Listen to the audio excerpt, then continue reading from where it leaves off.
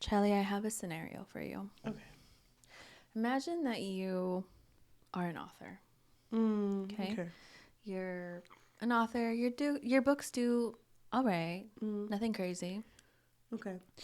And then one day you get this proposition that this really famous author who is bedridden needs to finish her series.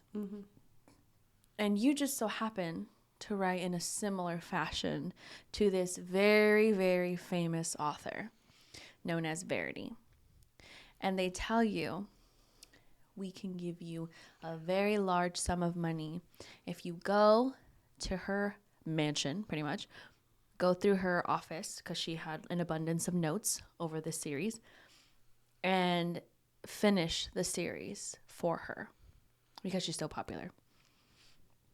And at the same time, you kind of feel like you feel overwhelmed, you feel intimidated, but you didn't have a job for a while because you were taking care of your sick mother, but your mother passed away. Rest in paradise. Rest in paradise. And so you kind of feel like you should accept this because you don't have any money, and then you end up accepting reluctantly. Okay. So you end up going to this beautiful house, and you go into her office, and you start looking through all of her notes. But then you stumble upon a manuscript that's like kind of like an autobiography. Yeah. And you realize, maybe Verity isn't all that nice, and she kind of gives you a little bit of the creeps, and you're a little bit scared. But her husband kind of cute though. Her husband kind of cute though. Her husband is kind of handsome a little bit. Do I take the job or do I not? You already took it. Oh shit. You're already in it, girl. Oh, do you think that this mystery of a book could fix your life? I sure hope it can. Welcome to the Book Fix Podcast, a podcast where we fix lives one book at a time. I'm your host, Yajaira. And I'm your host, Cheli. And once again, CoHo has us in a chokehold. She has both of us currently just holding both of us. And she's like, you've already read two. Might as well read the one that is one of the most famous books that she's written. Yeah. And you know what's funny? This one was the one that we were going to read, like near the beginning of our podcast, which was like 4 years ago. Whoa. But we didn't end up doing it. I'm kind of glad we waited. Now having matured, I think we're ready. Whoa, how young were we when we started this podcast?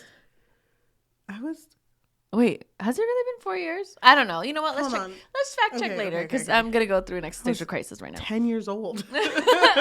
Adult child. CoHo has us in our clutches once again, but this time instead of a romance, I don't want to use that word. Instead of what I thought all of her writings were, which were toxic romances, which I guess this one kind of is, but it's more like thriller, spooky vibes. Thriller, mystery, spooky, yeah. You know what this book reminded me of? Have you ever watched the movie Snowden? It's a horror movie. It came out when we were in college. What's it about? About this one nurse who is like in-home nurse and is taking care of a kid who's comatose, and she's experiencing supernatural things. Oh my God. But turns out that the kid is not in a coma. And it's just creepy. That's fucked up. I feel like this book had a lot of like creepy moments where I was like, what the fuck Dude, now I'm a little scared. This is like our spooky month all over again. Oh God, you're right. You know what's funny? I was gonna ask you, we should integrate more mystery. No, definitely. I agree. Don't scare me. I'm scared. Why am I scared right now? What's a little thing that happens a lot that my pets do that I hate? When they're looking at me and then they just go, stop. Like, hell no, you sleep outside. If you're not watching this, Cheli looked up like they look away. Yeah. Oh God, I would literally cry. Max, hell no. That's her cat. Except Max doesn't look up. He looks down to food. So he's like, where's my food? Oh, God, I fucking hate it. Let's talk about the story a little bit. So in the beginning of the book, our main character, Lowen, experiences kind of like this traumatic accident, right? Should have been traumatic accident because it is in the streets of New York and a man falls in front of a truck and the truck squishes his head. Yeah, well, it is still traumatic because she is like shaken by it. Yeah. But I think I get what you mean where it's not like... It doesn't affect her as much as you think it would. Because had this happened to anyone else, had this happened to us, because she was sprayed with his blood. Yeah. And she tries like wiping her mouth or something, and then there's blood on her mouth too. And the fact, like in moments like that where you just have to be like, is it on me? Yeah. That's scary, you know? So somebody was there with her. Yes. Who also witnessed this. Like he wasn't with her, but he was like around her, right? And he saw that she was sprayed with blood. And so they go to like this bathroom and he's like kind of like there, like asking her like, oh, are you okay? And whatever. And they kind of start talking a little bit. Yeah. And they both kind of mention like that they've all been through traumatizing moments, right? And I don't remember how far they get into it, but I think he does mention that he lost 2 of his daughters. That he had to pull one of his daughters out of a lake. Yeah. And then also she lost her mom. So they kind of have like this like, oh, well, we kind of went through something traumatic and now we went through something else traumatic. And so Lowen is an author. And so she was on her way to a meeting where her literary agent was going to be there and they were going to propose something to her, but she had no idea what it was going to be. Yep. And this literary agent, they had something together kind of briefly, but it kind of like, it was like the fire just kind of went away. And so when she's there at the meeting, it's first like the lawyers, right, that come in. And then the guy who was there with her in the bathroom shows up as well. His name is Jeremy. And yeah, Jeremy, the guy who was in the bathroom. So Jeremy shows up with the lawyers and Lowen is sitting with Corey, which is her publicist, right? Writer's agent? I don't know what he is. I thought he was the agent. Okay. Agent. And they're sitting there and they tell Lowen Verity Crawford, who is a very well-known author in this universe. And even she recognizes the name, even though she's never really read anything from her. She was in a car accident and is going to be unable to finish her series. Yeah. And to Lowen, she's like, that's kind of weird because she read an article about Verity and she was fine. Like she's healing up at home. So it's weird that this is being brought up. But they tell them like because she signed an NDA, we're not allowed to talk about how bad the car accident was, but we do need you to finish her books and this is how much money we're going to offer you. And Lowen is just thinking like, oh my God, like my mom, as much as I like, you know, I took care of her. She's my mom. She had no money in her bank account. She left me with debt. I have no savings. I'm literally going to be evicted in a day. I can't, this is a huge opportunity, but she's like, I can't take that up. Yeah, like I mean, she is like scared because she thinks like, okay, well, what if like the book flops? Like, what if I can't live up to the hype and then people find out that it's me and then, you know, like she gets all this hate for it. And so she's just like intimidated by it. And so I think if she did have money, she would have said no. But since she didn't have anything at all, she was kind of like forced into it. And also her agent, Corey, was kind of like pushing her because the money was a lot for him too. I kind of really liked that this whole interaction that was happening, Jeremy didn't speak at all because for some reason when he was introduced, he feel like super important. Yeah. So the fact that he was just here like, that's my wife. Work bitch. Yeah. Wife. Yeah. So he and then Lowen was like, oh, he did mention that his wife was a writer when they were in the bathroom. Yes. When she was getting cleaned up. I really like that part where he was like, can I speak to Lowen alone? And Corey's like, yeah, go, sure, whatever. He's weirded out, but he leaves. And then as soon as everyone leaves, Jeremy's like, oh my God, are all meetings like this? Crazy. By the way, they were lowballing you. You can ask for like $500,000 and all of this stuff. And he's just like, this book series meant so much to her and she loved your writing. Yeah. So it would mean a lot to me as Verity's husband if you finish the series for her. Yeah.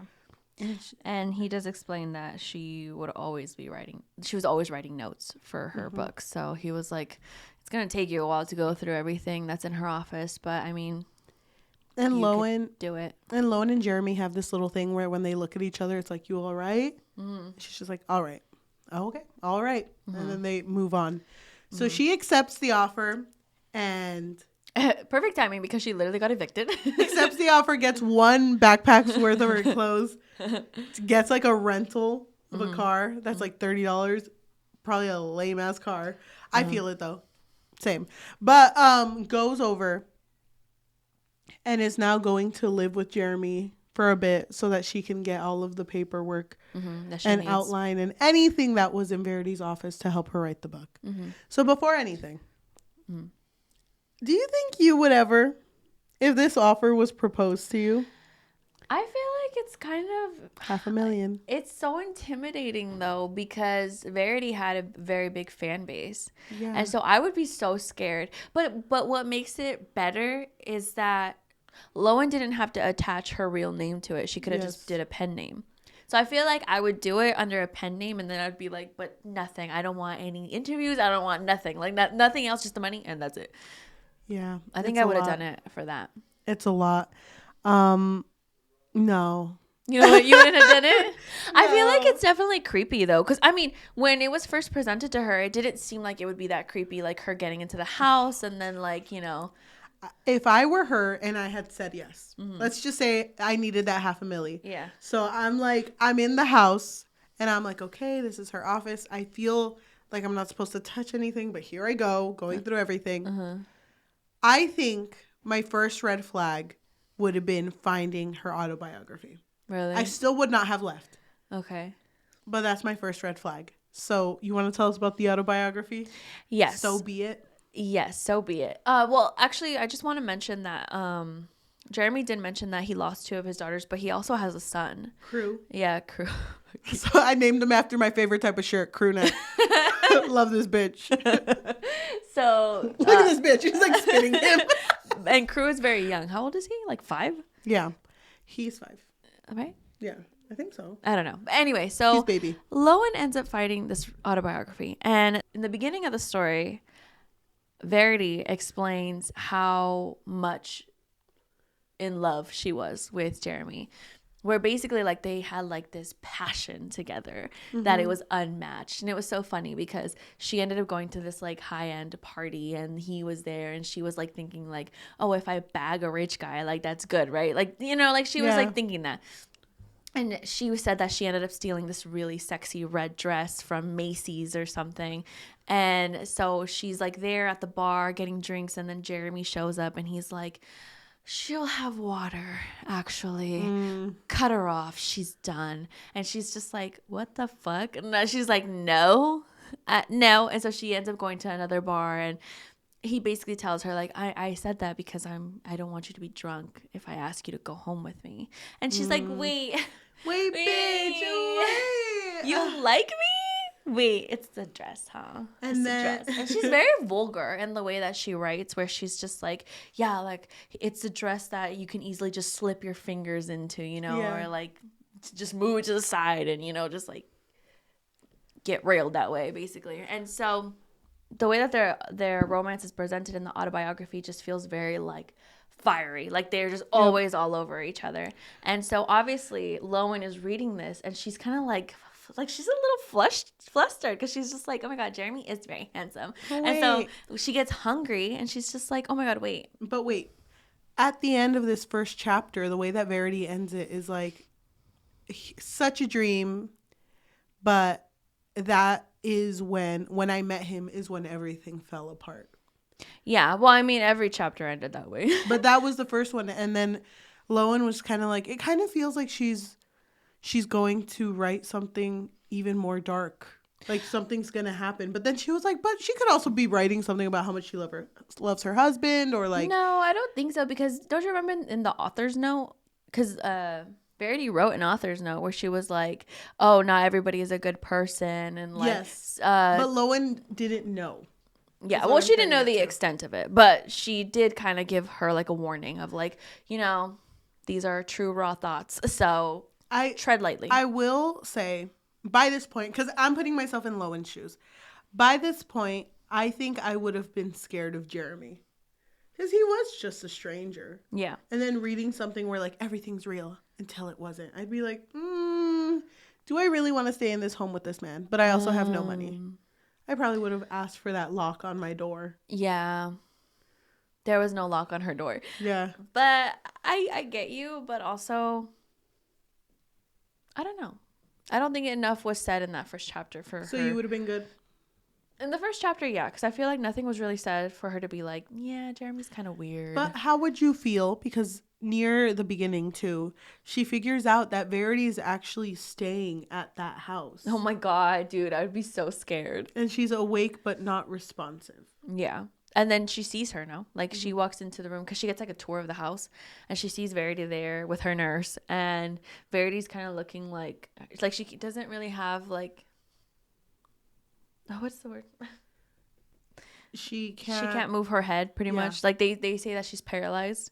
And so her head is kind of like facing the window. Mm-hmm. And then when everyone's gone, like she's staring at her through the window or something like that. Like her reflection. Well, okay, wait.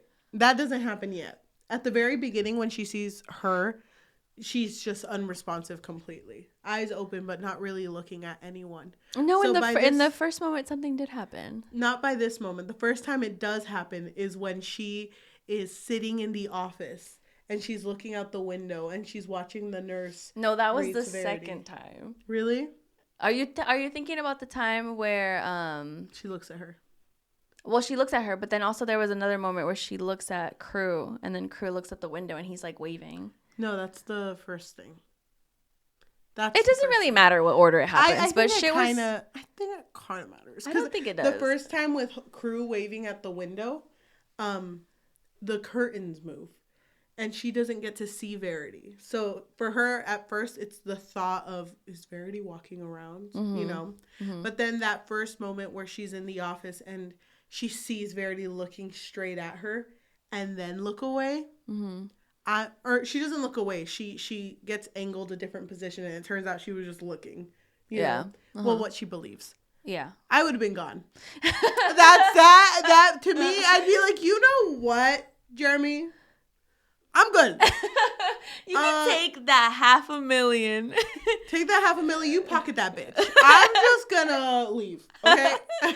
I feel like I would be so fucking creeped out. Well, she didn't have to stay there though. Like the whole plan, what she had told Jeremy was that, okay, I'll go get the notes and then leave. By that point, she'd already have her apartment.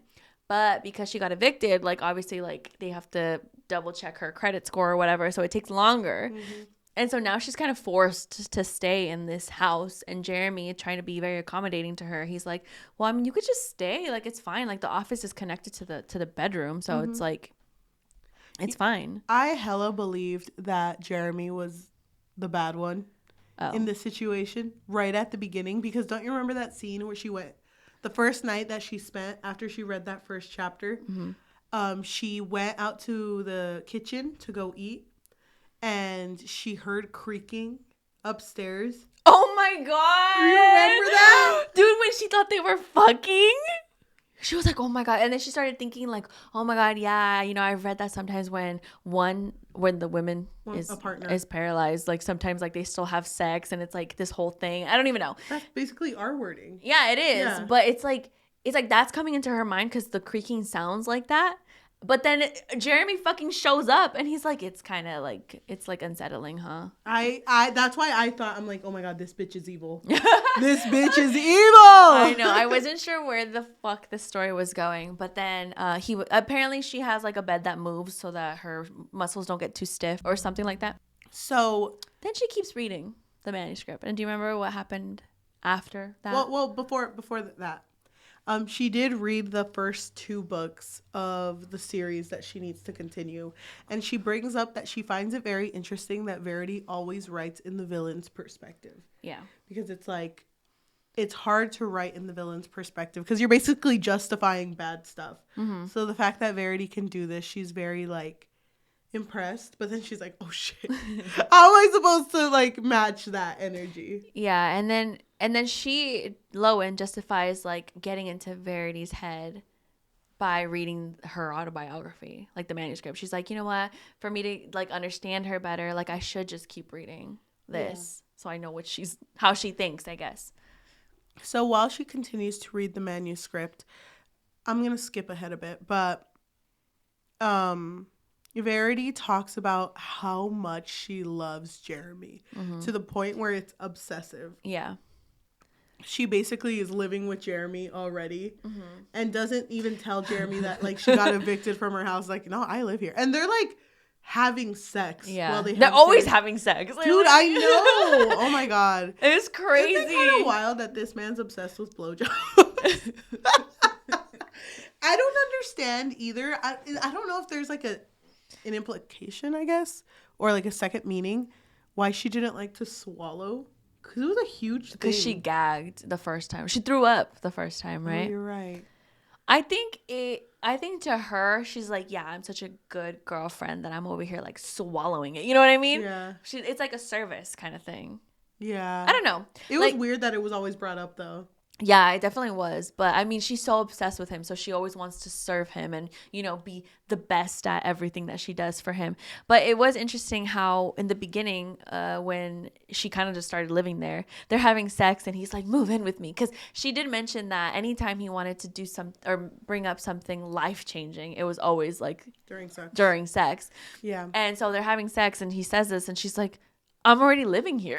Yeah. You know? But you gave me the keys. The keys, right? I made a copy. I'm here. And he was like, wait, what? And she's like, didn't you notice that I haven't left? I've been here for 5 months. I haven't left. And so I thought that part was interesting because I thought that it was going to keep going with showing like Jeremy as like this like bad person because he wants to like, I don't know, like he wants to seem good. Like, you know, I don't know how to describe it. Like he wants to seem like good, really but also controlling to the situation. Yeah, like he really wants to be like this picture perfect like boyfriend. You know, I don't know. Yeah, I get it, but he was actually really sweet. I was waiting for that shoe to drop too. Same. I was like, wait, I actually like him. Like I think he's actually pretty nice. Yeah. But the thing was that she got pregnant. Yeah. And in her mind, at first it was just kind of like, okay. Well, before that. Okay. Because, so they are together for a while, whatever. And then they have sex without a condom because he proposes to her. And it's like one of those like, oh my God, babe, yes, love you. Like, yes, let's get married. So they have sex, no condom. That's when she ends up pregnant. Wait. Before you even bring that up.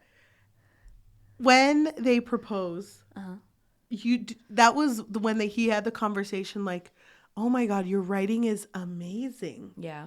And then while they're having sex without a condom, he says, if I could have sex with your mind, I would. Yeah. That was so fucking weird. That is weird. But I felt that part was weird though, because I felt like he was too excited about her writing. I don't know, because she wasn't a famous author yet. So to me, it was like, oh, he's getting too excited. He's like this girl right here, dollar signs. But actual Jeremy, like the not the manuscript Jeremy, not the one in the book, but when we see him in the story, he mentions that he never read any of Verity's work except for the first book. Yeah, but it was mentioned in the manuscript too that he never read it again. And remember, she would get frustrated because he would never read her writing. Yes. But anyway, so yeah, they have sex, and after that, she gets pregnant, and she ain't down because all of a sudden she's not happy about it. Because Jeremy's looking at her stomach and going like, "Is it weird that I already love her more than anything in this fucking world?" And fucking Verity's like, "Who's her? Excuse me? You don't know what's in me." And it's like, "No, I know it's a girl." Ugh.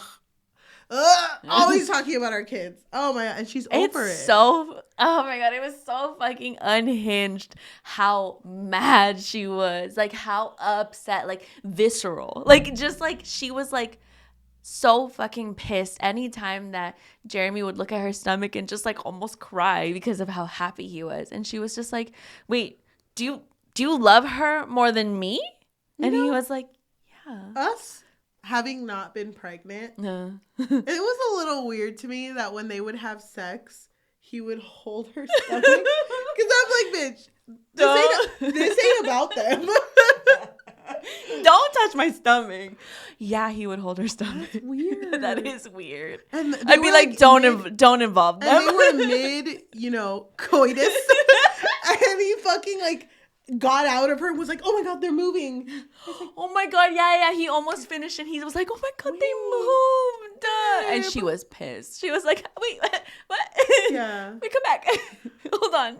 That's crazy. We weren't done yet. But he was just in love with having a family, having kids. Yeah. And she was not down for it. And that's when she asks him, like, do you love them more than me? And he said, no, it's different. He said it's different.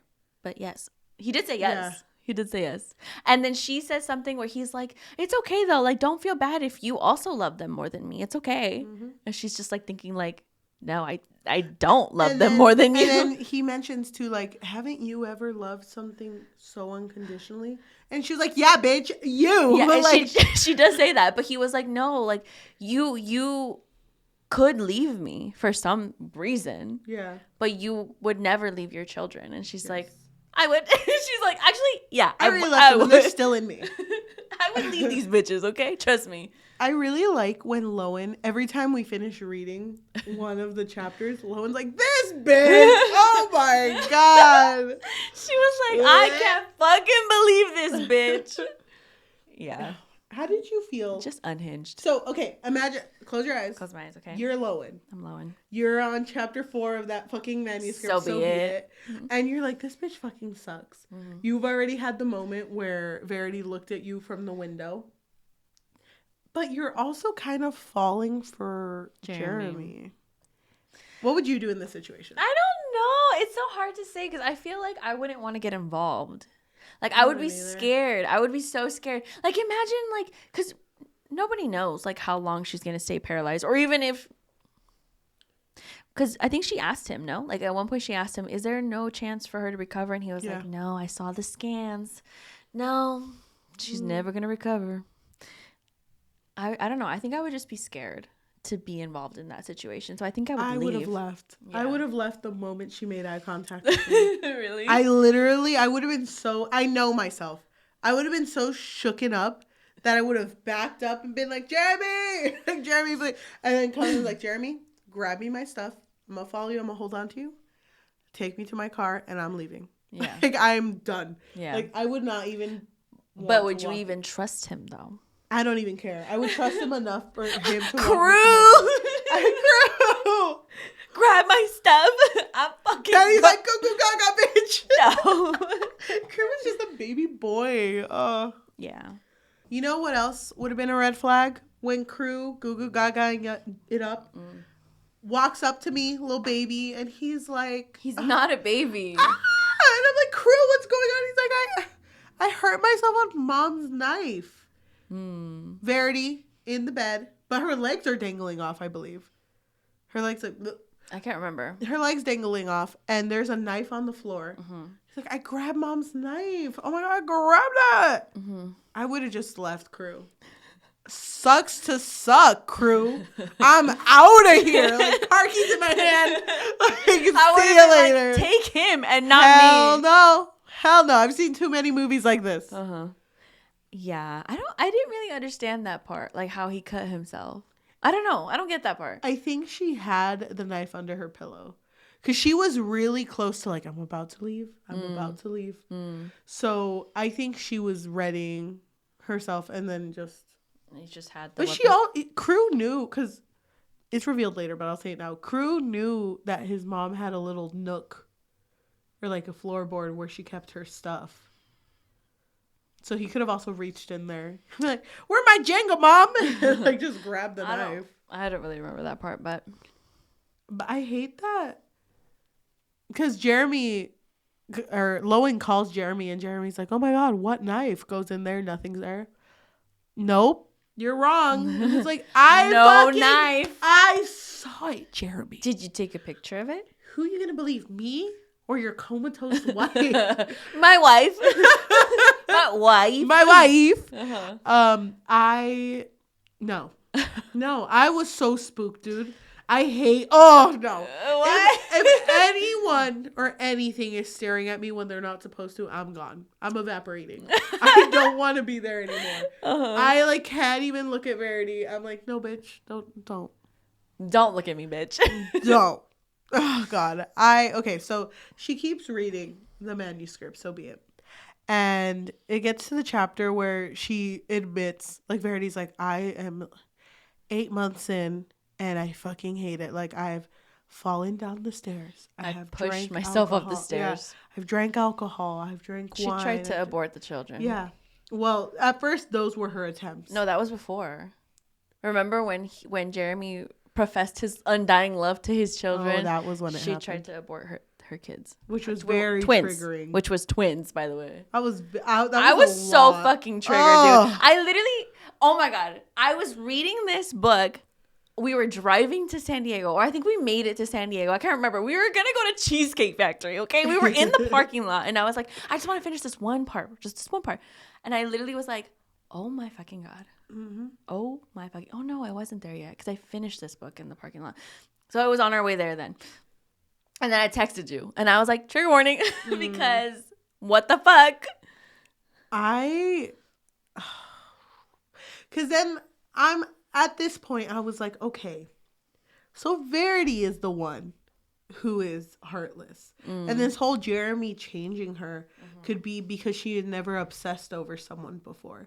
So for her to be able to do that, I feel like she's done much worse. And we know that both of her daughters have died, and they died very close to each other, like in time. So I was like, Verity's evil. And she's faking her whole coma. That's what I was believing at this part. And she's going to fucking kill everyone. Yeah. And right now, this bitch is taking her series. Yeah. So she's going to kill Lowen first. I'm like... Yeah. Well, wouldn't she want her to finish the series first? I don't understand. I don't know. Like, finish it first. It was revealed by Jeremy that Lowen had not written in a long time. Yeah. Too. Yeah. Oh, how did you feel, by the way? You mean Verity? Yeah. Verity had not written in a long time. How did you feel when Lowen and Jeremy were having a little moment and they were talking and Lowen was like, you know what? I really wish there was someone out there who could just be like, Lowen, your writing is so good and I'm proud of you. And then Lowen's like, oh, whatever though. No one's ever going to do that to me, huh? And she walks off and Jeremy's like, I have a confession to make. Verity didn't read your writing. I did. Yeah. And I am so fucking proud of you, Lowen. And then he leaves. And Lowen's like, oh, wait a minute. Wait. Hold on. How would you have felt? Because that means he lied. I felt like he just said it out of pity. That's how I would have taken it if I were her. Like, I would have been like, oh, you're just saying that, you know? Yeah, but then why would he have said that Verity didn't read it? Because he could have just been like, I read it too. Yeah. I don't know. That part was weird to me. I don't understand. I didn't trust him. Because I was like, why are you lying about that? Yeah, it's such a stupid thing to lie about. It felt like all of the characters were lying about something. Yeah. So it's not an honest story. Okay. So continue reading the manuscript. The two daughters are born. She has Chasten. Wait, hold on. You didn't finish your thought. I interrupted you when you said that it started off with her saying like that she tried and everything she could. She kept drinking alcohol, or she would drink wine. Oh yeah. She would throw herself off the fucking stairs. But nothing can be done. So then when she finally gave birth to these kids, they were like, oh, two healthy girls. And she's like, oh my God. Healthy? Are you kidding me? Does nothing I do matter? Like, so I thought it was so like fucked up how she was like pretending to be asleep, and so one of them has a scar in her face, right? Whatever, they're twins. One of them has a scar, which is Chasten, and the other one's named Harper. And then she overhears Jeremy talking to the doctor, like, wait, why does she have that scar? And like, why is it so deep? Like, it looks deep, right? Yeah. And he's like, oh, sometimes they're born with scars, but it'll fade away. Like, it's fine. It's not a big deal. And then when fucking Verity wakes up, quote unquote, she's like, all right, hand me the scarred one. Yeah. What the fuck, Verity? Let me look at this bitch. Let me see her. Don't think I won't. So then these kids are taken home and she's like, I hate it. Yeah. All we're doing is taking care of them and feeding them. And they go to the bathroom all the time. Yeah. I literally can't have sex with my husband. she's just like, she's trying to have sex with him, and he's like, babe, we shouldn't. You're not ready yet. You're not ready yet. The doctor said 6 weeks. It's only been 4. Yep. And he's like, I don't give a fuck. Get over here. So then they have sex early, and she hella like manipulates it. Yeah. But also he goes back to work. And she's God. like, oh, best moments ever, because instead of watching the babies, when he would leave, I would just put on my earplugs, put the babies away, and go to fucking sleep. Turn off the baby monitor. Yep. And she was like, this is how I fixed my sleeping schedule. I just slept. And then once she woke up, she would feed them, change them, and then make dinner. And then by the time that Jeremy would come back, the babies were fine. But they would sleep more through the night because they would exhaust themselves from the crying all day. Oh my God. This book pissed me off. I was so fucking mad. But then she had a dream where well, they were older. Yeah. No, not yet. Just kidding. 3. They were 3. In the dream, they were older. In the dream, they were 9.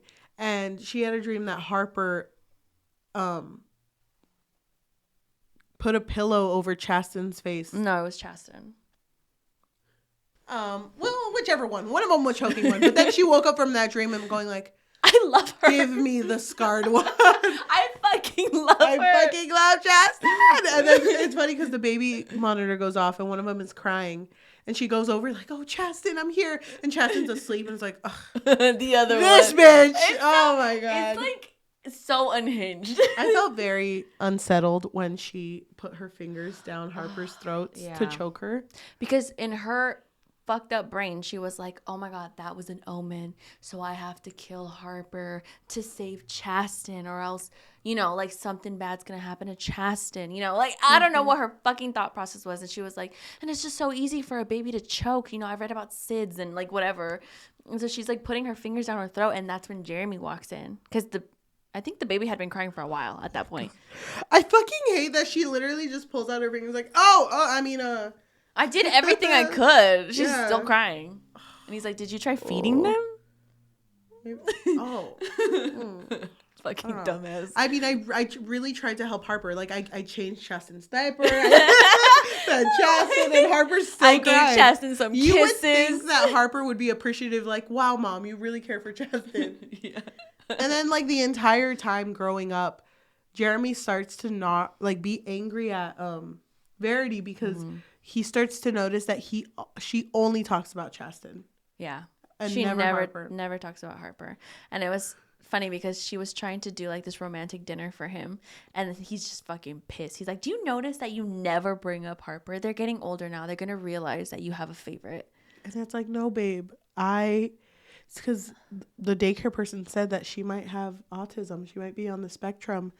And you know what? I do love her. I know it's harder for her, but I know they're both going to be great sisters to this baby boy. Yeah. She's so fucking crazy. Because she's not even pregnant. She's not pregnant. She's like, yeah, the 3 of us love to be loved. No, 4? Whatever. Who fucking cares? We all love to be loved by you. And he's like, wait, what? You're pregnant? And I know you fucking love crew necks. And I know you fucking love being a dad, so. Here it is. Dude, did you believe this manuscript? Yeah. I did, because I was like, what the fuck? Verity's just fucking crazy. Yeah. And she's over here watching me, so I'm like, yeah, I did too, actually. She's fucking crazy. I was unsure, though, because I was like, what is the twist? Like, this twist happened at the beginning. There has to be another twist. Yeah. So I was like, they're both in on it. They're both crazy. Yeah. I don't know. They're both stealing the money that Lowen doesn't have. Yeah, so Chasten dies first. And it's because of a peanut allergy. Yes. But it was something that Harper had given. No. So basically they all went to a sleepover with a friend. And both Jeremy and Verity were very big on like telling everyone like she has a peanut allergy. Make sure she doesn't have anything with peanuts. Nothing at all. Okay. And so Harper was at this sleepover. And so Verity is convinced. Like she's convinced that Harper must have seen when Chasten ate something with peanuts and just let it happen. This moment was really heartbreaking to me because the way that Verity wrote it was like Jeremy was just like torn up, like his heart, you could tell his heart shattered that day, like he was crying so loud. And that fucking part, remember when she was like, if I didn't love her too, I'd be so embarrassed, like seeing him crying on the floor. Yes, I do remember that. But she was like thinking like, I know that it was Harper, and it's just sad that I can't tell Jeremy that it was Harper because he would never believe me. And so then when a moment arises, Crew is born. And Crew, to her, it's just like, oh, it's Crew. It's kind of weird how there was never a mention of Crew. Oh, I think it's because at the time that Crew was born, she had enough money to hire a babysitter. So she had no time to hate or like him. It was just like, he's there. Yeah. And so when Crew was born, she didn't hate Crew because he didn't take the time away that she had with Jeremy because of the daycare person they had hired. Or the nanny, whatever. So there was a moment where her, Crew, and Harper were going to go on a boat ride. Well, it's kind of sad how it happened because the way that Verity wrote it was like, Harper was crying. Oh, no, because she, remember they were all like at the dinner table except Jeremy. Jeremy wasn't there. And then she was like, oh, how come you're not sad that Chasten is dead? Aren't you sad? Aren't you sad? And she was like, yeah, I miss her. She was like, well, you don't cry about it. You don't cry about it. And then she started crying and she was like, oh, now you cry about it. And then Jeremy showed up and he was like, he kind of like, he was, it's really sad because Verity was like, oh, why don't you take him out to the lake? Like she wanted to go out to the lake. You should take him to the lake. And he's like, I have to go back to work. Can you just take him out to the lake? Yeah. Like, you need to spend time with them. Like I know we're both grieving, but you need to spend time with them. And so it's kind of sad because he probably felt guilty. Yeah. Because she had suggested that he take him out to the lake. And so, yeah. So you want to explain what happened? She took advantage of the moment because when she was over there, there was a net that Jeremy had actually lost. She didn't know where it was at. It was just coincidental. But when she knew the boat was going to tip over, she like looks over at Crew like, hold your breath. Hold your breath, Babe, Crew. Hold your breath. Harper, take it. Take it in, Harper. Like so much breathing right now. You could breathe underwater, Harper. Don't worry about it. But it tips over and she grabs onto Crew and Harper gets like caught in the net. But at the beginning she's still like struggling, like she's still trying to get out. Yep. Because she could see her, but Verity grabs Crew, goes to the shore, and she's just like, I saved you, baby. I saved you. And he's like, what are you doing? Harper can't swim. Like he's trying to get her to go back to the water, and she's just like, can you go call for help? Can you go call your dad? Go call your dad. And yeah, so I'm gonna wait here. So she was like, in her mind, she was like, I should look like I tried, you know? So she's like screaming, trying to wear out her voice, and she's just like swimming. She fucking like swimming back. Hey, Harper's hands up. Okay. Fucking swimming back and forth. Oh my God. That's so fucking crazy. But then after a while, she really couldn't see her anymore. Yep. And then paramedics showed up. And she was gone. Oh. And it was really sad because then Jeremy showed up too, and you know he cried. Sobbed. You know what was crazy about this moment though? What? Jeremy had finally kind of been like okay, you know, in that moment when he was like, "Oh, go hang out with them," and then he was like, and then afterwards, like maybe we can like hang out a little bit because they hadn't really had any intimacy. So she thought. In Verity's mind, she was like, well, he already grieved one child. What's another one? You know, like, You lose one, you lose them all. It's like... I kind of hated, too, that she would measure time with, like, ever since Chasten's been dead, we've only had sex twice. And it wasn't even that good. That's crazy. Like, that's really what you're thinking about? Your daughter just died. Yeah. It was infuriating. So now it's just Verity, Crew, and Jeremy. So, Lowen pushing her head, like, you know, just... out of the story now. She's like, oh my God, this lady is crazy and I'm positive she's looking at me. Yeah. I know she is. So she doesn't believe that she's actually paralyzed. So then her and Jeremy are... in the living room. Well, the first moment is they're like staring at each other and she says like, I feel the intensity of this moment and I'm pretty sure he feels it too. And they have a little moment where they stare at each other and then they kind of look away. There's been some tension building already. Every once in a while. And then I think they share a kiss once and then there's a moment after that where they're in the living room Or no, they're in the dining room and Verity's in the living room. And Lowen just like crouches down to her level and is just like, you stupid fucking bitch. I know you're in there. Oh yeah, she like knocks off like a vase, hoping that she would like flinch or something, but she doesn't. And it bothers her too because she had turned on the TV, but then the TV was muted. And it's like, I know you're doing that. And look, bitch, over there. Just fucking chucks the remote. No fucking way you can grab that bitch. So she grabs it. I know, but then Verity like pees herself. And to me at this point, it's like, wow, commitment to the bit. I got it. I kind of respect it. I just can't hate, you know? Like, she did that. She's like, I'm not even going to tell them you peed yourself, bitch. Sit in that. It's like, bitch, they could tell. They could tell. And it's funny. It turns out, like, she is actually, like... she's actually not great, and it's like, oh, I'm so sorry. I'm so sorry about that. But there's that moment, and then there's a moment, the one that got me the most. Oh my god, I know what you're talking about. The one you where, explain it. So, this book was a trip. Jeremy and Lowen finally they give in. Their urges, yeah, they give in. They kiss, and it's like a very deep, passionate, desperate kiss that moves onto the couch. And at this point, Lowen's like, you know what? He has a wife. Fuck that. I'm not thinking about anything. I'm not thinking about the manuscript, the series. I'm just thinking about Jeremy. And this is an amazing kiss. He's an amazing guy. And she looks up from the couch and looks at the stairs. And Verity is just staring at them. She's standing there staring at them. Dude, I literally was like, what the fuck? And then immediately runs away, right? Yeah, and then, so, Lowen sees her, and she's just like, Verity. But to Jeremy, he's like, oh, she's just like bringing her up because, yeah. No, I get it. My wife. But they're still kissing, though. And then she's like, Verity. No, like, Verity's right there. Like, and he doesn't believe her. He's like, no, my wife can't move. I tried, trust me. And then he goes to check, and she's in the room. Okay. I'm gone. You know what? I would have been like, nope. No. Crew? Maybe. But no. Llaves already in my hand. The keys in your hand, yeah. Thank you for making me a cake. Thank you for all this shit. I'm gone. Your wife's crazy. I'm gone. I just don't understand how Lowen stayed there. And you know what other part fucked me up? What? Was when she woke up in Verity's bed.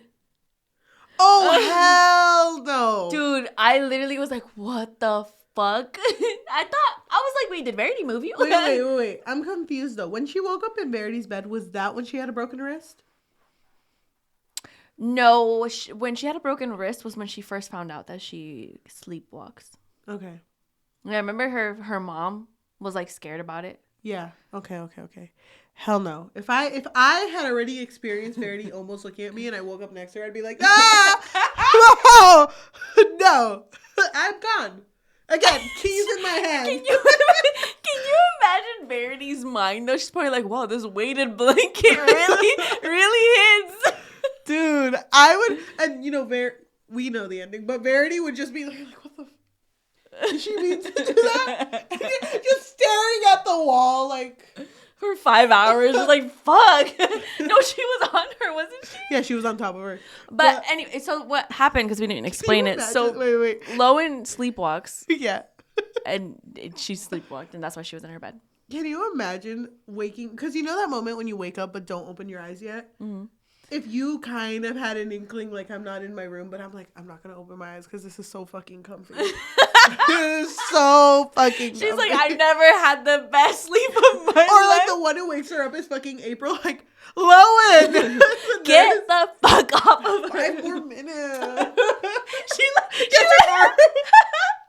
was going to say, she takes off the blanket from her and puts it on herself. Verity, can you? Like, pushes on the floor. The bed's all moving. It's so comfy. Hell no, dude! I'm gone. I would have been gone. I don't even care if I slept walk there. If I didn't even know nothing, like, hell no. I would. I think even if I thought Verity was actually in a coma, or like I keep saying coma, but unresponsive. Yeah. I would have left due to embarrassment. I sat on your wife for 5 hours. I'm out of here. But wasn't it interesting that Jeremy kind of was like chill about it? Because she was... I sit on my wife all the time. Like, what are you talking about? Best seat in the house. I just feel like he was so chill about it because Lowen was so fucking embarrassed and freaked out by it that she like word vomited and she explained the fact that I sat on your wife and she was really comfy. So I did go back to sleep for another 3 hours and I felt really bad about it. Can I sleep on her tonight? I don't know. I don't know. I just thought I'm just putting it out there. Jeremy, of course you can. Not. But so what ended up happening was he ended up getting her a lock because now he knows that she sleepwalks, and he also got a lock for Verity's room. Yes. And so there's a moment where Jeremy and Lowen, they like each other, dude. It's so funny to me because don't you remember when Lowen was like, I'm gonna fuck your husband tonight, bitch. Yeah. like, sir. And I was like, wait, are they actually gonna fuck? And then they did. I was shocked. I'm not shocked, but shocked. Just because she like said it, you know? After sex. No, mid thrust. The fucking door. Somebody locks the door. Because they're in Lowen's room and there's a lock that's locked from the outside. Hell no. Verity, you bitch. Verity. You sleep on a bitch once. And all of a sudden, I didn't mean to flick your head. Yeah. I'm sorry. But how did you feel about Jeremy and Lowen? Well, at this point, I was like, finally, something's happening. Yeah. Damn. There's so much tension. Yeah, there's a lot of tension there.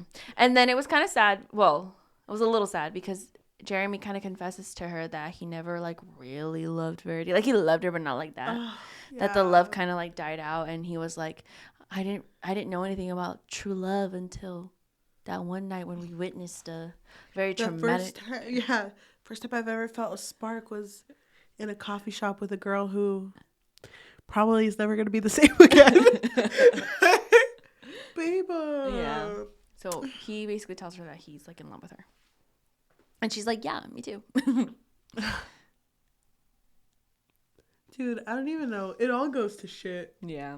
I fucking can't believe that she stayed there this entire time. I'd be so fucking scared. Oh, but then she was trying to convince him to like send Verity off to like a home or something, you know, like a institution. Because like, he deserves to live his life. Like, yeah, I know till death do us part, but like you need to live. Like you're still so young. The crew needs to live. Like you need to get out of this situation. He's like, I know, but I'm her husband, you know, I have to do this.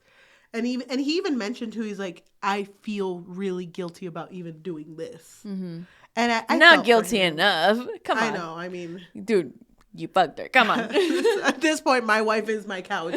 So, but like they get out of the room, whatever. Verity's, you know, chilling. So it's like, no, it's not her. So at the end of her So Be It manuscript. It ends with her going like, you know what? Jeremy is like, was he suspecting by this point?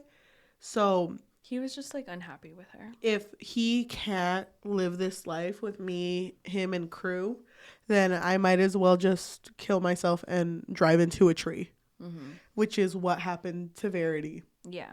She crashed into a tree. So Lowen is like, oh my gosh, she fucking did it. Yeah. She did it. And she's lying about all of this shit. And so then Lowen goes to Jeremy. Now, it doesn't go like this, but just to speed it along. And is like, I found this manuscript. You need to read it. And he says, instead of saying like, what is this? He's like, you found it? And she doesn't really read into this at this point. But she's like, yeah, you need to read it. So he locks himself in a room and reads it. And then like walks up to Verity and is like, you need to get up. And she, you know, is not, it's like, if you loved me at all, you would get up. If you don't want me to call the police right now, you would get up. And then Verity's just like, all right, babe, I'm sorry. But it's like she immediately like oh my gosh, babe, let me explain. Yeah. And I'm like, if I was Lowen, I fucking knew it! I told you, bitches! I told every one of you bitches that she could walk. Did you believe me? No. I fucking knew it. When bitch was looking at me, I fucking knew she was looking at me. Oh my God. I knew I wasn't crazy. Couch ass bitch. Comfy ass couch bitch. So, Verity and... No, I think Jeremy jumps at Verity and starts He's just blinded with fucking rage. Starts to choke her. And Lowen is like... Wait, babe, hold on. Beba, wait. And I thought she was going to... Because she says, like, if you do this, Crew's not going to have a dad. And he kind of starts to stop. And I would have liked it if it ended there. It would have been too good to be true. Instead, she's like, just make her vomit. So then it doesn't look like you killed her. And he does that. And she dies. She chokes on her vomit. And dies. And... Which was very symbolic, you know? Shout out to that moment where she tried to kill Harper. Like that. Yeah. That's probably where Lowen got the idea. Right? Probably, yeah. When Verity died, even after she died, if I were Lowen, I'd be like, I still don't trust that bitch. No. Let me check a pulse. I know. Wait, let me sit on her. No, this ain't the same couch. This is not the same comfort I felt earlier. But it's like madrugada. It's like 2 or 3 in the morning. And they're like, let's go to sleep. Yeah. And pretend. Like we found her like this. And that's what they do. And so months pass. And it's kind of like a recap, huh? Yeah. Jeremy and Lowen are together now. And she's pregnant. She does mention, though, she was like, when it first happened, I had to leave for 2 or 3 weeks for the publicity to die down. And then Jeremy asked me to live with him again, and I said yes. But we did not want to live in that old house. So we moved. So months later, she's pregnant. She is walking with Crew and Jeremy. And Crew walks into the room. So they're back in the house. Because they're emptying it. They're picking up the final things. And Crew walks into the room where Verity used to be at and is like, oh yeah, Mom used to keep all of her stuff in this floor thing. And he like shows it, I think. And then not Verity. I thought Lowen figured, I forgot how Lowen finds it. But yeah, she finds the floor thing. There's a note in there. A letter. And the letter is from Verity, who is like, Jeremy, you thought of me as a horrible person, and I don't blame you. But as a writer, there's like a technique that I was once taught that if we want to write a good villain, we need to be able to like write in the perspective of a villain. And what better way to do that than to use my life and write like the most just messed up shit. And like everything I wrote in there, I want you to know was not true, because I love the way you cherished our kids. And I love that you loved them. Wasn't there a moment where she was like, you knew that I was doing this because you were there when I was talking to an agent or something? And the agent was the one who actually suggested, like, you should just rewrite your life in the perspective of a villain so you can, like, you know, put yourself in that position. Yep. And then she continues to write while, like, everyone is, like, it's, like, in the moment while Lowen is there. It's, like, I know she's here. I know you're falling in love with her. Like, I'm sorry. I'm going to have to take Crew. Like, I can't with this life anymore. Then she admits to, like, when you figured out that I had this manuscript and you read it on my computer, you tried to choke me was the first one. And then when Harper died and you did not believe that I didn't save her, because I did tell Crew to hold his breath, but it's because I assumed that Harper was old enough to know to hold her breath. But you didn't believe me, and because you had read that manuscript, what better way for me to die than like being driven into a tree? So she was taped up, and Jeremy drove her into a tree, untaped her, and then went home and waited for the news. But what he didn't know was that she actually was okay after she had woken up. But when she woke up, Jeremy looked at her with anger. And instead of, you know, confronting the situation, Verity instead pretended to be in an unresponsive state. Because she wanted to wait for the perfect opportunity to leave. Yeah. So after reading that, Lowen is like, oh shit. Did we just kill an innocent woman? Oh shit. Did we? Wait, hold on. Who was choking her? There was always before murder, during murder, but I never knew there was going to be an after murder. So she's like, oh shit, this changes everything. Yeah. But at the same time, Jeremy's kind of cute and I love him and we're married and he's going to have a kid and I love Crew. He's also my son. Mm-hmm. So what if I just keep this one to myself? Yeah. And she folds the letter. I think she puts it back. She eats it. I don't know. I don't understand why she would put it back. But whatever. But she gets rid of it. She discards it. And then leaves with Jeremy and Crew. Hand in hand. All three of them holding hands. Yeah. Crew in the middle. They're like fucking whipping him around. And they live happily ever after. The end. Okay, what were your thoughts? First of all, not at all what I thought it was going to be about. No, me neither. I actually wanted to ask you a question. Why does the cover look like that? I don't know. I don't like the cover. The cover is kind of weird. I assumed that the reason it looked like that was because there was that one scene where she talked about when she was really depressed, she was watching an ant. And the ant was walking around aimlessly by itself. And she was confused because ants usually walk in a group. Mm-hmm. And she was like, it's as if it's walking like, where are my friends? Where is my family? Where is my food? Mm. And I thought that was supposed to look like the direction of an ant. Like how it walks around aimlessly. Mm. So I thought it was like her. Like, where is her next? I don't know. Nah, it's just squiggles. CoHo's like, nah, I just a little bit. They told me to come up with something and I just squiggled on a paper. And okay, so basically the way that the book ended, just to kind of like, go ahead, read the last paragraph. I just want to read the last paragraph because she says, no matter which way I look at it, it's clear that Verity was the master at manipulating the truth. The only question that remains is which truth was she manipulating? So it kind of like leaves it open, like does she believe? And that's why she doesn't tell Jeremy, because she doesn't know whether to trust. I was going to ask you, so what do you think is true? I don't know. I feel like the letter wasn't really strong to me because I felt like it didn't really make sense. Like I feel like I have more questions with the letter because she says that she's writing this like when Lowen's already there, you know? Yeah. Like, it's not like she's writing this, like, right after the incident, happened. So it kind of feels like, okay, well, she's here. You're in love with her. Fuck her. So let me just fuck shit up because you're already in love with her anyway. Mm-hmm. The other thing that I don't understand is this whole idea of him driving the car, her being tied up, and then him untying her. Like, I don't know. Like, I just feel like there's too many steps here. There's too many steps for someone not to have noticed this.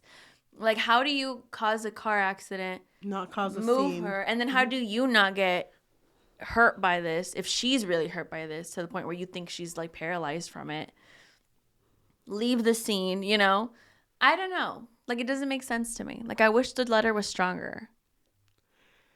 Because then also, when I think about, okay, because in that letter, it paints Jeremy as the villain. Mm-hmm. And then it's like, where it's like, well, you knew this, and that. But like you said, it wasn't strong. I can't believe that. But then when you think about Jeremy, why did he lie about not reading Lowen's book? Is one thing that bothered me. That bothers me a lot. I feel like the lie isn't that big though. But that bothers me a lot because it's like, okay, so you did lie. Why are you lying to me? But I feel like there had to have been like a little white lie for us to be like, oh, well, he's a liar then. Fuck him. And that's what I'm feeling. I'm feeling like he did lie, but at the same time, like Verity's whole autobiography is so grotesque that it's kind of hard for me to not believe it. You know what I mean? Because it's so detailed. Yeah, it's really detailed. And I think in the letter, she even provided this one scene. And I can't remember what scene it was, where she was like, don't you remember that I wrote this scene and that's not how it actually happened? Like, it happened that way, but it didn't happen that way. Like, it was like half true. Mm-hmm. But I don't know. I don't really believe her letter, though. Like, overall, I don't believe it. And also, if she were really this amazing, sweet person, why didn't she ever, like, look at Lowen and go, like, hey, I'm actually good. So, like, yeah, please don't sit on me again, but, like, help me get out of here. Yeah, like, that would have made more sense. Like, for her to be like, he's actually really dangerous. Yeah. Like, be careful, you know? And why did she wait so long to escape? I don't understand that. I don't understand it either. And also, but when she was talking to Jeremy at the very end, it's weird that she wouldn't immediately attack him and take advantage of the moment. But instead she was like, let me explain. Yeah. Like, what? Why do you need to explain if he already saw the manuscript? That kind of justifies, or that kind of validates that everything that she wrote in that manuscript was real. Yeah. Because she's obsessed and crazy and would be like, let me explain, babe, I love you. Yeah. That's why I did this, babe. Yeah. I don't know. It's just because they both could also be horrible people. They could, but I'm also thinking, like, well, if Jeremy tried to kill you, why didn't he try to kill you again when you were supposedly paralyzed? Maybe he felt bad. He killed Harper. You think he would feel bad? I think he felt bad. Maybe. I think he did feel bad because he did not hesitate to kill her when she was good. That's true. So that's very true. He was like, I don't know. Like, I feel like maybe, what if they both have, like, some truth to them? Like a little bit of truth, like a little crumb. I wish I knew. Can I let you know something? Do you think CoHo knows the ending? Yeah. You think so? Or do you think she wrote this in, like, squirm, bitches? Squirm. I don't know. Maybe not. Maybe she's kind of like, maybe it's going to be one of those where, like, someone's like, I know that the manuscript is a real one. She's like, is it? Is it really? Think about it. Yeah. What about you, though? What do you feel like is more real? I want to believe Jeremy's a good person. But the fact that he killed her at the end makes me think that he did tie her up. Really? But you're right. But that doesn't make sense, though. You brought it up. I kind of wish it would have been a different way. Like a different way that more plausible. Yeah. Or yeah. I don't know. I hope he's a good guy, but if I were Lowen, I just would not have gotten involved with either of them. Yeah, same. I would have been gone. I think Verity did not kill her daughters. I would like to believe she didn't, or at least one of them. But then she didn't kill Cheston, though. I know, Harper. But then that whole thing she says to Crew, that doesn't make sense to me. Because as a mom, I would have been like, both of them, hold your breath. Yeah. Immediately react. Same. Like, I don't understand that part either. I don't know what to believe. Both sides seem very possible to have happened to me. But I think it makes more sense that she's just crazy. A manipulator. Wait, hold on, babe. I'm kidding, but I love you. Yeah. I don't know. Apparently, there's, like, an extended scene that, like, supposedly answers the question. Can we find it? I don't know. I could have sworn I read that somewhere, but let me see. Hold on. So we both just read the extended chapter. Whoa, what a doozy, right? How can a mother write that while she's mourning her kid? It kind of pushes the belief that Verity was crazy. I think it's trying to do the opposite, because she's like questioning the validity of the manuscript, because she's like, I don't understand how she could have written that, but at the same time, whether or not it's real, like, she's still crazy for writing that. Yes. That was the whole point of that. But then shit happens in the bonus chapter where it kind of makes it feel like Jeremy is just a piece of shit also. He's crazy. Yeah. He's fucking insane. Because he's so paranoid that they're going to find out that they killed Verity. So anything that happens one person like kind of insinuated like, oh, kind of weird that you had a baby, and he kills with her. Yeah, and he kills that person and tells Verity like, we had to do it. We had to do it. Sorry, Lowen. We had to do it. Yeah, and Lowen's she's like, we. At this point, it just feels like I'm a liability. Yeah, but then every time they have sex, she's like, oh, but he definitely loves me more than Verity. Yeah. But she's kind of obsessed with him, which is kind of funny because that's what Verity was in the story, obsessed with Jeremy too. But at the very end, Crew is or Lowen is looking at Crew and is like, where's Nova? It's like, well, she was crying during my show, so I put her outside. And she freaks out and goes over to Nova and, you know, picks her up. No injuries, no anything. And Jeremy's like, well, I mean, it was just a mistake. He is a kid. But the story ends with the last paragraph saying, we can try to run from the Crawford name, but in the end, another tragedy will always be patiently waiting for us. We're nothing but a family of chronics, which is something that Verity used to always say. Yeah, because something was always happening. Something was always going wrong. I don't know. I feel like that chapter wasn't really... It didn't really answer anything. No. Like I said, I feel like CoHo's just like, here's the carrot. Watch me fucking eat it.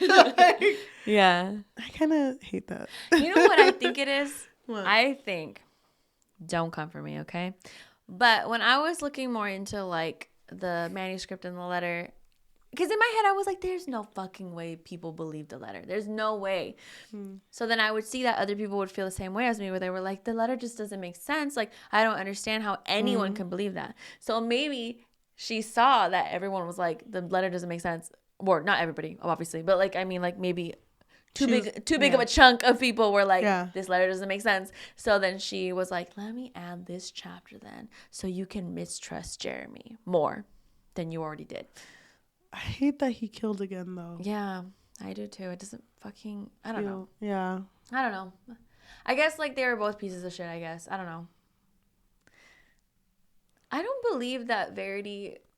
I just don't understand the whole, like, her writing this out of grief. Like, I don't get it because it's so morbid. It's so sad. And the fact that she wrote, like, that she tried to abort her twins, like, that itself, I was like, this is fucked up. That's fucked up.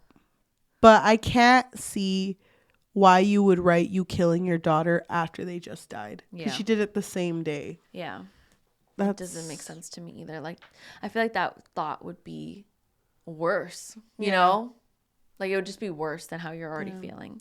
You know, this is the most we've ever discussed a CoHo book. Yeah. And not brought up that it's CoHo. Not yet. Did you like this book? I feel like she should do more thrillers and less romance. Does she do a lot of romance? I think so. Yeah, this was a good thriller. Yeah. I actually enjoyed it. Yeah, I feel like if she did more thrillers, it would make sense to me. Yeah. It kind of feels like all her characters are kind of the same, though. Yeah. Right? Because this just felt like the girl main character of It Starts With Us and It Ends With Us. Lily? Yeah, there we go. Both starts with L. Just saying. Just saying. Gosh. I see a pattern here. L's. I don't know. I don't mind her writing. It's easy to read. Yeah. Every time we've done it 3 times now, these 3 CoHo books, I'm like, oh yeah, I can read this. Because I always put in order what books I want to read. And hers are always my need a break, brain break. Yeah. Digest, and I'm good. But this one was a good one. Yeah, I liked it. I think I gave it a 3. A 3? Yeah. Yeah, I think I'd probably give it like a 3.5. It was pretty enjoyable. Damn. I kind of just wish that the letter was more believable. It would have been a higher rating. What would have made it more believable, though? I don't know if she would have written it at a different time. And then also, like, if it wasn't like a car accident, if it was something else that happened. It could have been her final chapter to her manuscript. And she could have started it right when she got in that car accident. And then explained throughout. Yeah. And then it could have said, like, while she was writing while Lowen was there, it was more like haphazardly, like. Something like that. Just something for me to be like, whoa. I get it. I can't believe we read 3 CoHo books. I know. Who are we? Can't wait for the 4th. Stop. If Should we flip a coin. Which one is the one with the before, during, and after? Is that Ugly Love? Because that's the one I don't want to read. I think it is, yeah. I don't remember. That's the one with the child's. Yeah. Oh, don't. I won't. But just so you know. Anyway, that was a journey. Why is, out of everything we filmed, this our longest episode? I know, literally. We need to wrap it up. Thank you. So many more to film. Thank you so much for listening. Everyone who is listening on Spotify, Apple Podcasts, Amazon Music, or anywhere you get your podcast on, thank you so much. If you could rate this 5 stars, that would be amazing, because ratings actually help us with exposure. If you can also leave us a review, recommend us another book you want us to read. If there's a good CoHo thriller, I think I'm kind of down. I would want to read another one. Yeah. If you want to support us and you have a little bit of money, what can they do? So we do have a Patreon, and at the moment it really just serves as a way for our listeners to let us know that you really enjoy what we do here. I mean, we do post twice a week. There's not much on our Patreon right now, but please be patient. You can find us on patreon.com/bookfix, or if you don't want the commitment of monthly, then you can also find us at Ko-fi, which is ko-fi.com/thebookfix, or buymeacoffee.com/thebookfix. If you are watching us on YouTube, thank you so much. If you can like, comment, subscribe, and hit that notification bell, because we post every Tuesday and Thursday. If you want to support us on social media, we do have an Instagram at the Bookfix Pod, THEBOOKFIXPOD, and TikTok at the Bookfix, THEBOOKFIX. Thank you. We're going to go ahead and read Goodreads reviews on this book. I'll read the good one. Oh my God, I have one. Okay, this was written by Olivera. They gave it 1 out of 5, and they wrote, "The last 20 pages felt as if Hoover eventually realized that she didn't have a twist in her thriller, so she quickly decided to throw something in there. Had it not been for such a ridiculously stupid ending, I would have given it a generous 3 stars. But alas, since I spent an evening of my life on this nonsense, I will rate it accordingly." Damn. This is written by K.A., who gave it 5 out of 5, and they wrote, "I haven't had a visceral reaction like this to a book in years. This was very different style from CoHo, and I devoured it last night, unplanned. I was exhausted and only planned on reading a chapter or 2. It was hard to read at times, and I did not see the ending coming, which was rare to me. But in typical Hoover style, she gives you a security blanket at the end to help mend your heart. If you read thrillers, you should read this one. If you don't read thrillers, suck it up and read this one. If you're itching for a MM romance," still the same book. Because if you're itching for a thriller for an MM romance about a truck driver named Keith and a mailman named Raul, you should definitely read this book. Oh, I don't get the reference. Yeah, you should read this book. 5 out of 5. All right. Thank you for listening or watching. Bye. I'm sorry. I'm just so thrown off by that. By the way, I was reading the comments on where we read the bonus chapter, and there are people who believe that the manuscript is actually about Jeremy. Verity said she was supposed to write it to cope and work through her feelings. And what if those feelings were her husband, who was killing all of her children? You don't believe that? So. No. If I would have seen him maybe be mean to Crew or something, then maybe I would believe that. Yeah, he was a really good dad. Yeah. That's the only good thing about him. He loved being a father. That boy was he was a jungle gym. That boy was like, "Yay, dad!" I don't want there to be another book, because there were people also saying there needs to be a second book. But at the end of the day, he's not going to admit anything. No. But even if it wasn't real. Yeah, and even if he does admit or not admit anything, it's kind of like that one thing where it's you can never truly convince someone you're not insane. Yeah. I wonder I feel like if there was a second book, it would be more so Lowen falling into the traps of what Verity did, if it was that Jeremy was the villain the whole time. Yep. Damn. Which would have made you so bad. Wow, look at us. I would be interested. Look at us discussing a CoHo book. And not being completely disgusted. Disappointed. Oh, we both thought D words. Disappointed, disgusted. Instead, I was scared. Instead interested. So like disinterested? No, don't get it twisted. Damn. Can't believe Verity was a couch. She was a couch the whole time.